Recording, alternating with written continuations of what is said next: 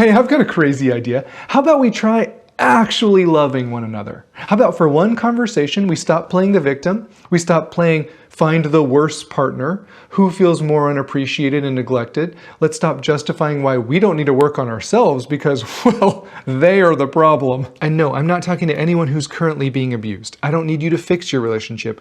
I need you to get out and get safe. That's priority number one. But here's my advice for the rest of us. How about for one conversation, we say to them out loud, I love you. Both of you. If it's true, I want you to look at them right in the eyes and say, I care about you. I know you don't always feel like that's true, but for me, I love you and I'm grateful for you. Because there's a big difference between saying love ya as you're walking out the door and looking in someone's eyes and saying, I love you. And even though I know you're not responsible for someone else's feelings, you would probably say that in general, you want your partner to feel prioritized and valued and respected in this relationship. Would you say that that's fair? Perfect. Then let's start acting like it. Let's start doing the necessary work to move towards, not away from that reality, because the vast majority of us don't realize how often we unintentionally sabotage those goals in the way that we speak or react or handle conflicts within this relationship. I mean, just think about what you just said. You want your partner to feel valued, and yet how many of us have even asked them directly how they feel loved or valued the most?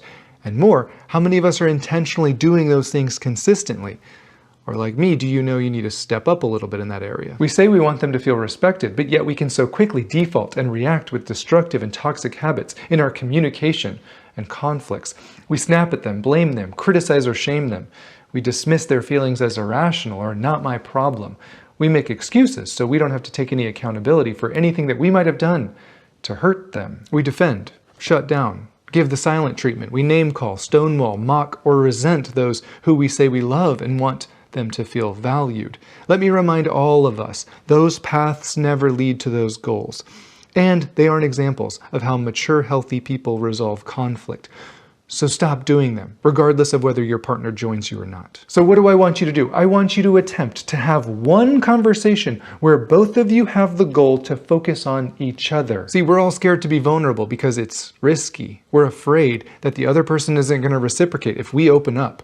We're scared that we will be hurt or that they won't really accept us if they knew the real me, flaws and all. So let's end that right now. You say you love them? You want them to feel valued? Tell each other, I want to know the real you. I don't want you to be scared to tell me what you need to feel appreciated and loved in this relationship. I don't want you to be afraid of being rejected because of your mistakes. Look at him and say, I don't view you as a failure. Look at her and say, your feelings aren't too much for me.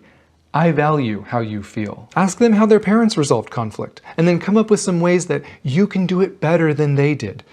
Do both people feel comfortable bringing up a complaint or a feeling? Because that's vital. Do both partners know how to receive a complaint without just hearing a criticism or feeling attacked? Also vital. Go through step by step of what usually happens in your conflicts and break down the barriers. And I'm not expecting you to be able to solve all your problems, but I am expecting you to realize, maybe we need some help so we quit doing what's not working. Did you know it's impossible for you guys to have a fight if you're both completely focused on asking questions and better understanding how each other feels close and safe and connected and appreciated and desired in this relationship? I'm just asking for one conversation where you can explore and exhaust those questions without hurting each other. And if you keep hitting mental roadblocks and you just keep saying, I don't know, to their questions, understand that you might not know how to be vulnerable and close. You might not know how to trust and open up. You might not even know what you need to feel loved and valued, and that's okay. But doing nothing about it is dooming your relationship. That doesn't mean you're the problem, but I can promise you this, you aren't contributing to the solution. Successful relationships always require intimacy, knowing and being known by each other. So know yourself and know each other, your fears, triggers, needs. You're not a burden, you're not too much. You're valuable and worthy of love and kindness and respect. Talk to each other about how to best show up in those areas for each other. That's what love requires of each of us.